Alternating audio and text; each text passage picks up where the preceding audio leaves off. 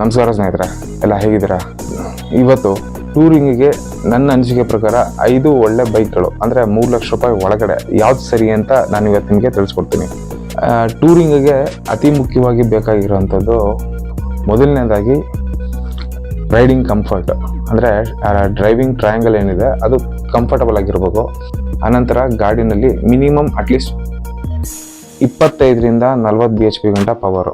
So ಅದಕ್ಕಿಂತ ಜಾಸ್ತಿ ಇದ್ರೂ ಕೂಡ ಅದು ಅಷ್ಟು ಎಫೆಕ್ಟಿವ್ ಅಂತ ಅನ್ಸಲ್ಲ. ಯಾಕಂದ್ರೆ ಆ ಪವರ್ನ ನಮ್ಮ ಇಂಡಿಯನ್ ರೋಡ್ ಕಂಡೀಷನ್ಸ್ನಲ್ಲಿ ನಾವೆಲ್ಲೂ ಕೂಡ ಕ್ಯಾರಿ ಮಾಡ್ಬೋದು ಅಂತ ನನಗೆ ಅನ್ಸಲ್ಲ. ಸೊ ಅದರಿಂದ ಎಕ್ಸಿಡೆಡ್ನ ನಾನು ಈ ಲಿಸ್ಟಲ್ಲಿ ಸೇರಿಸ್ಕೊತಾ ಇಲ್ಲ.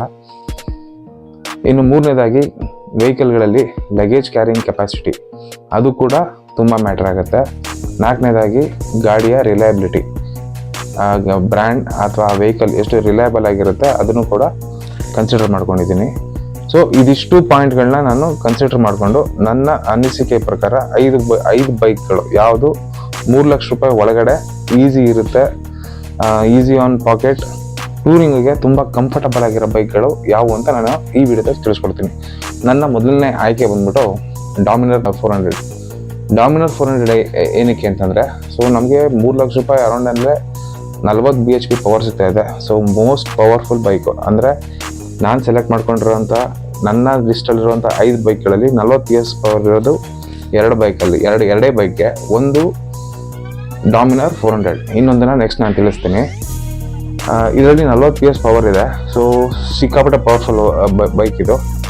ಜೊತೆಲಿ ಲಗೇಜ್ ಕ್ಯಾರಿಂಗ್ ಕೆಪಾಸಿಟಿ ತುಂಬ ಚೆನ್ನಾಗಿದೆ, ಸೀಟಿಂಗ್ ಕಂಫರ್ಟ್ ತುಂಬ ಚೆನ್ನಾಗಿದೆ. ಈವನ್ ಫಾರ್ ರೈಡರ್ ಮತ್ತು ಪಿಲಿಯನ್ ಇಬ್ರಿಗೂ ಕೂಡ ತುಂಬ ಲೆಂತಿ ಬೈಕು. ಸೊ ಬಜಾಜ್ದು ಸರ್ವಿಸ್ ಸ್ಟೇಷನ್ಸ್ ತುಂಬ ಇದೆ, ಸರ್ವಿಸ್ ಇಶ್ಯೂಸ್ ಇಲ್ಲವೇ ಇಲ್ಲ. ಆಮೇಲಿಂದ ಬಜಾಜ್ದು ಮೇಂಟೆನೆನ್ಸ್ ಪಾರ್ಟ್ಸ್ ತುಂಬ ಚೀಪು, ಅದು ನಮಗೆಲ್ಲ ಗೊತ್ತು. ಸೊ ಅದರಿಂದಾಗಿ ಡಾಮಿನಾರ್ 400ನ ನಾನು ಟಾಪಲ್ಲೇ ಇಡ್ತೀನಿ. ಸೆಕೆಂಡ್ ಬಂತು ಅಂದರೆ ಸ್ಪೀಡ್ 400 ಟ್ರೈಂಪ್ ಅವ್ರದ್ದು. ಈ ಗಾಡಿ ಕೂಡ ತುಂಬ ಚೆನ್ನಾಗಿದೆ, ರೈಡಿಂಗ್ ಕಂಫರ್ಟು, ರೈಡಿಂಗ್ ಡೈನಾಮಿಕ್ಸ್ ಎಲ್ಲ ಚೆನ್ನಾಗಿದೆ, ಪವರ್ ಕೂಡ ತುಂಬ ಚೆನ್ನಾಗಿದೆ. ಅದ್ರ ಜೊತೆಗೆ ಗ್ರೌಂಡ್ ಕ್ಲಿಯರೆನ್ಸ್ ತುಂಬ ಅದ್ಭುತವಾಗಿದೆ ಗಾಡಿದು. ಲಗೇಜ್ ಕೂಡ ಹಿಂದೆಗಡೆ ಪಿಲಿಯನ್ನ ಕೂರಿಸ್ಕೊಂಡು ರೈಡ್ ಮಾಡೋದಕ್ಕೆ ಸ್ವಲ್ಪ ತೊಂದರೆ ಆಗುತ್ತೆ, ಬಿಕಾಸ್ ಪಿಲಿಯನ್ ಕಂಫರ್ಟ್ ಅಷ್ಟು ಚೆನ್ನಾಗಿಲ್ಲ ಗಾಡಿದು. ಬಟ್ ಲಗೇಜ್ನ ಈಗ ಆಫ್ಟರ್ ಮಾರ್ಕೆಟ್ ತುಂಬ ಆಲ್ಟ್ರೇಷನ್ಸ್ಗಳು ಮಾಡಿಕೊಂಡು ಅದು ಕೂಡ ನಾವು ಟೂರಿಂಗಿಗೆ ಈಸಿಯಾಗಿ ರೆಡಿ ಮಾಡ್ಕೊಂಡು ಅದನ್ನು ಕೂಡ ಮುಂದುವರ್ಸ್ಕೊಂಡು ಹೋಗ್ಬೋದು. ನನ್ನ ಮೂರನೇ ಆಯ್ಕೆ ಬಂದ್ಬಿಟ್ಟು KTM 250 ಅಡ್ವೆಂಚರು. ಇದು ಕೂಡ ತುಂಬ ಚೆನ್ನಾಗಿದೆ ಬೈಕು, ಸಖತ್ ಪವರ್ಫುಲ್ ಬೈಕು, ಒಳ್ಳೆ ಬಿಗ್ ಬೈಕ್ ಫೀಲ್ ಕೊಡುತ್ತೆ. ಗ್ರೌಂಡ್ ಕ್ಲಿಯರೆನ್ಸ್ ಚೆನ್ನಾಗಿದೆ, ಲಗೇಜ್ ಕ್ಯಾರಿಂಗ್ ಕೆಪಾಸಿಟಿ ತುಂಬ ಚೆನ್ನಾಗಿದೆ. ಮೈಲೇಜ್ ಕೂಡ ಓಕೆ, ಮೈಲೇಜ್ ಕೂಡ ಚೆನ್ನಾಗಿದೆ. ಅಂದರೆ ಆ ಪರ್ಟಿಕ್ಯುಲರ್ CCಲಿ ಮೈಲೇಜ್ ಕೂಡ ಚೆನ್ನಾಗಿದೆ. ಆಮೇಲೆ KTM ಸರ್ವಿಸ್ ಸೆಂಟರ್ಸ್ ಅದು ಪ್ರಾಬ್ಲಮ್ ಇಲ್ಲ, ಅದು ಪ್ಯಾನ್ ಇಂಡಿಯಾ ಎಲ್ಲ ಕಡೆ ಅದ್ಭುತವಾಗಿದೆ. ಆಫ್ ರೋಡಿಂಗ್ ಕೇಪಬಿಲಿಟೀಸ್ ಕೂಡ ತಕ್ಕ ಮಟ್ಟಿಗಿದೆ. ಬಟ್ ಹೈವೇ ರನ್ಗೆ ತುಂಬ ಚೆನ್ನಾಗಿದೆ. ಸೊ KTM 250 ಇದು ನನ್ನ ಮೂರನೇ ಚಾಯ್ಸು. ಇನ್ನು ನನ್ನ 4ನೇ ಚಾಯ್ಸ್ ಬಂದು ಹೋಂಡಾದ CB350. ಹೋಂಡಾ CB350 ಇದು ಕೂಡ ಒಂದು ಬೆಸ್ಟ್ ಟಾರ್ಕಿ ಮಿಷಿನ್ನು, ತುಂಬ ಪವರ್ಫುಲ್ ಇದೆ. ಅಂದರೆ ಟೂರಿಂಗ್ ಎಬಿಲಿಟೀಸ್ ತುಂಬ ಚೆನ್ನಾಗಿದೆ, ಲಗೇಜ್ ಕ್ಯಾರಿಂಗ್ ಕೆಪಾಸಿಟೀಸ್ ಚೆನ್ನಾಗಿದೆ, ಹೋಂಡಾ ಸರ್ವಿಸ್ ಚೆನ್ನಾಗಿದೆ. ಹೋಂಡಾ ಇಂಜಿನ್ಸ್ನ ಡೆಫಿನೆಟಾಗಿ ನಾವೆಲ್ಲ ನಂಬ್ಕೋಬೋದು. ತುಂಬಾ ಅದ್ಭುತವಾದ ಇಂಜಿನ್ ರಿಫೈನ್ಮೆಂಟ್ ಇದೆ, ತುಂಬ ಪವರ್ಫುಲ್ ಇದೆ. ಯಾರಾದರೂ ಕ್ಲಾಸಿಕ್ ಅಥವಾ ಬುಲೆಟ್ಗೆ ಆಲ್ಟರ್ನೇಟಿವ್ ಹುಡುಕ್ತಾ ಇದ್ದರೆ ಡೆಫಿನೆಟ್ಲಿ ಹೋಂಡಾ ಹೋಗಿ. ನನಗೆ ಆ್ಯಕ್ಚುಲಿ ನನ್ನ ಪರ್ಸನಲ್ ಒಪಿನಿಯನಲ್ಲಿ ಕ್ಲಾಸಿಕ್ 350ಗಿಂತ ಎಕ್ಸಾಸ್ಟ್ ಸೌಂಡು ಹೋಂಡಾದೇ ತುಂಬ ಚೆನ್ನಾಗಿರೋದು. ಸೊ ಹೋಂಡಾಗೂ ಕೂಡ ನೀವು ಪ್ರಿಫರ್ ಮಾಡ್ಬೋದು. ಇದು ನನ್ನ ನಾಲ್ಕನೇ ಆಪ್ಷನ್ನು. ಇನ್ನು 5ನೇ ಆಪ್ಷನ್ ಬಂತು ಅಂದರೆ ಅಫ್ಕೋರ್ಸ್ ಕ್ಲಾಸಿಕ್ 350. ಇದನ್ನು ಯಾಕೆ ತುಂಬ ಕೆಳಗಿಟ್ಟಿದ್ದೀನಿ ಅಂದರೆ ಅದಕ್ಕೆ ಒಂದೇ ದೊಡ್ಡ ರೀಸನ್ನು, RE ಅವರ ಸರ್ವಿಸ್ ಸೆಂಟರ್ಸ್ಗೆ ಸಿಕ್ಕಾಪಟ್ಟೆ ಇದೆ. ಆದರೆ ಅವ್ರ ಸರ್ವಿಸ್ ನನ್ನ ವೈಯಕ್ತಿಕವಾಗಿ ನಾನು ತುಂಬ ಕೆಟ್ಟ ಅನುಭವಗಳನ್ನ ಪಡೆದಿದ್ದೀನಿ REಲಿ. ಸೊ RE ಸರ್ವಿಸ್ ಒಂದು ಬಿಗ್ಗೆಸ್ಟ್ ಡಿಫಾಲ್ಟು. ಅದರಿಂದಾಗಿ ನಾನು REನ 5ನೇ ಪೊಸಿಷನ್ ಮಾಡಿದ್ದೀನಿ. ಬಿಕಾಸ್ ಆ ಮಿಷಿನ್ ಚೆನ್ನಾಗಿದೆ, ಮಿಷಿನ್ನ ಮಾರ್ತಾ ಇರೋಂಥ ವ್ಯಕ್ತಿಗಳು ಸರಿ ಇಲ್ಲ, ಅದು ನನ್ನ ಒಪಿನಿಯನ್ನು. ಸೊ REನ ನಾನಿಲ್ಲಿ 5ನೇ ಪ್ಲೇಸ್ ಮಾಡ್ತಿದ್ದೀನಿ. RE ಕ್ಲಾಸಿಕ್ ಹೇಗಿದೆ ಅಂದರೆ ತುಂಬ ಒಳ್ಳೆ ಗಾಡಿ ಅದು. ಆದರೆ ಅದು ಕೊಡುವಂಥ ರೈಡಿಂಗ್ ಕಂಫರ್ಟ್ ನನ್ನ ಪ್ರಕಾರ ಈ ಲಿಸ್ಟ್ ಯಾವ ವೆಹಿಕಲ್ಸು ಕೂಡ ಕೊಡಲ್ಲ. ತುಂಬ ಚೆನ್ನಾಗಿದೆ. ಬಟ್ ಅವ್ರದ್ದು ಒಂದೇ ಪ್ರಾಬ್ಲಮ್ ಇರೋದು ಸರ್ವಿಸ್ ಇಶ್ಯೂ. ಆಮೇಲೆ ಇದ್ರದ್ದು ಮಾಡಿಫಿಕೇಶನ್ಸ್ ಮಾಡ್ತೀನಿ ಅಂತಂದರೆ ನಿಮಗೆ ಆಫ್ಟರ್ ಮಾರ್ಕೆಟ್ಸು ಬೇಕಾದಷ್ಟು ಸಿಗುತ್ತೆ. ಯಾವ ಗಾಡಿ ಸಿಗುತ್ತೆ ಬಿಡೋದು, ಕ್ಲಾಸಿಕ್ ಅಂತೂ ನಿಮಗೆ ಬೇಕಾದಷ್ಟು ಮಾಡಿಫಿಕೇಶನ್ ಆಪ್ಷನ್ಸ್ ಇದೆ. ಅದ್ರ ಪ್ರಕಾರ ನಾವು ಮಾಡಿಫೈ ಮಾಡ್ಕೋಬೋದು. ಇದ್ರ ಜೊತೆಗೆ ನಾನು ಒಂದು ಬೋನಸ್ ಏನು ಹೇಳ್ತೀನಿ ಅಂತಂದರೆ ಅದು ವಿಸ್ಟಾಮ್ 250. ಇದು ಕೂಡ ತುಂಬ ಅಂಡರ್ ರೇಟೆಡ್ ಬೈಕ್ ಇದು. ಬಟ್ ಇದು KTM 250 ಎರಡೂ ಕೂಡ ಈಕ್ವಲೆಂಟ್ ಬೈಕೆ, ಬೆಟರ್ ದೆನ್ KTM 250 ಅಂತಲೇ ಹೇಳ್ತೀನಿ. KTM 250ನ ಈ ಲಿಸ್ಟಲ್ಲಿ ಇಡೋದಕ್ಕೆ ವಿಸ್ಟಾಮ್ಗಿಂತ ಮೇಲೆ ಒಂದೇ ಒಂದು ರೀಸನ್ ಏನಂದರೆ ಬಿಕಾಸ್ ಆಫ್ ಅದರದ್ದು KTMದಂದು ಪವರು ಮತ್ತು KTM ಅವರ ಸರ್ವಿಸ್, ಎರಡು ಪಾಯಿಂಟ್ನ ಕನ್ಸಿಡರ್ ಮಾಡ್ಕೊಂಡು ನಾನು KTMನ ಲಿಸ್ಟಲ್ಲಿ ಇಟ್ಟೆ. ಇದನ್ನು ಬೋನಸ್ ಆಗಿ ಏನಕ್ಕೆ ಹೇಳ್ತಿದ್ದೀನಿ ಅಂದರೆ ಸುಜುಕಿ ಇಂಜಿನ್ ಕೂಡ ತುಂಬ ಚೆನ್ನಾಗಿದೆ. ಈ ಗಾಡಿ ಹೀಟ್ ಮ್ಯಾನೇಜ್ಮೆಂಟ್ ನಂಗೆ ತುಂಬ ಇಷ್ಟ ಆಯಿತು. ಸುಜುಕಿ ಅವ್ರ ಇಂಜಿನ್ ಬಗ್ಗೆ ನಾವು ಮಾತಾಡೋಂಗೆ ಇಲ್ಲ, ಬಿಕಾಸ್ ಜಾಪನೀಸ್ ಇಂಜಿನ್ಸ್ ಯಾವತ್ತೂ ಅದು ನೆಕ್ಸ್ಟ್ ಲೆವೆಲಲ್ಲೇ ಇರುತ್ತೆ. ಅದು ನಮಗೆಲ್ಲ ಚೆನ್ನಾಗಿ ಗೊತ್ತಿರುತ್ತೆ ಅದು.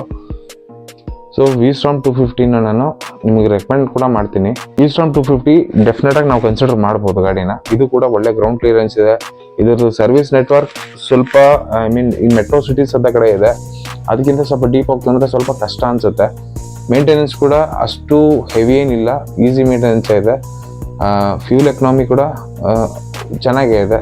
ಸೊ ಈಗ ನಾನು ಈ ಎಲ್ಲ ಲಿಸ್ಟಲ್ಲೂ ಒಂದು ಪಾಯಿಂಟ್ ನಾನು ಮಿಸ್ ಮಾಡಿದೆ ಆ್ಯಕ್ಚುಲಿ ಹೇಳೋದು, ಇದರ ರೈಡಿಂಗ್ ರೇಂಜು. ಸೊ ಡಾಮಿನರ್ 400 ತೊಗೊಳ್ತು ಅಂದರೆ ಅದರದ್ದೊಂದು ರೈಡಿಂಗ್ ರೇಂಜ್ ಬಂದ್ಬಿಟ್ಟು 350ರಿಂದ 400 ಕಿಲೋಮೀಟರ್ ಹತ್ರ ಹೋಗ್ಬೋದು. ಅದೆಲ್ಲ ನಮ್ಮ ರೈಡಿಂಗ್ ಡೈನಾಮಿಕ್ಸ್ ಮೇಲೆ ಡಿಪೆಂಡ್. ಯಾಕಂದ್ರೆ ಅದು ನನ್ನ ಪ್ರಕಾರ ಒಂದು 12 ಲೀಟರ್ ಟ್ಯಾಂಕ್ ಇರಬೇಕಷ್ಟೇ. ಅದು ಕ್ಲಾಸಿಕ್ ಕೂಡ 12 ಲೀಟರ್ ಇರೋಂಗೆ ಅನ್ಸುತ್ತೆ. ಅದು ಕೂಡ ಆಲ್ಮೋಸ್ಟ್ ಅಲ್ಲಿ ನಾನು ಈ ಲಿಸ್ಟಲ್ಲಿರೋ ಎಲ್ಲ ಗಾಡಿಗಳು ಕೂಡ ನಿಮಗೆ 300ರಿಂದ 400 ಕಿಲೋಮೀಟರ್ ರೇಂಜ್ ಡೆಫಿನೆಟಾಗಿ ಕೊಡುತ್ತೆ. ಸೊ ಇದಿಷ್ಟೇ ಇದೆ ಈ ಎಲ್ಲ ಗಾಡಿಗಳಿಗೂ ಸಿಗುವಂಥ on on average fuel tank range ಇದು. ಸೊ ಇದಿಷ್ಟು ನನ್ನ ಅಭಿಪ್ರಾಯದ ಪ್ರಕಾರ 5+1 ಗಾಡಿಗಳೇನಿದೆ, 5+1 ಗಾಡಿಗಳೇನಿದೆ ಇದನ್ನು ನಾನು ರೆಕಮೆಂಡ್ ಮಾಡ್ತೀನಿ. ಬಿಕಾಸ್ ನಾನು ಎಕ್ಸ್ಪೀರಿಯನ್ಸ್ ಮಾಡಿರೋಂಥ ಗಾಡಿಗಳೇ ಇವು. ಆಲ್ಮೋಸ್ಟ್ ಎಲ್ಲದನ್ನೂ ಕೂಡ ನಾನು ಡ್ರೈವ್ ಮಾಡಿದ್ದೀನಿ. ಆ ಡ್ರೈವ್ ಮಾಡಿ ನನ್ನ ಒಂದು ಎಕ್ಸ್ಪೀರಿಯನ್ಸ್ ಮೇಲೆ ನಾನು ನಿಮಗೆ ಸಜೆಸ್ಟ್ ಮಾಡ್ತಾರೆ ಗಾಡಿಗಳಿದು. ಇದನ್ನು ಯೋಚನೆ ಕೂಡ ಇಲ್ಲದೆ ಆರಾಮಾಗಿ ಬ್ಲೈಂಡಾಗಿ ಹೋಗಿ ನೀವು ಬೈ ಮಾಡ್ಬೋದು.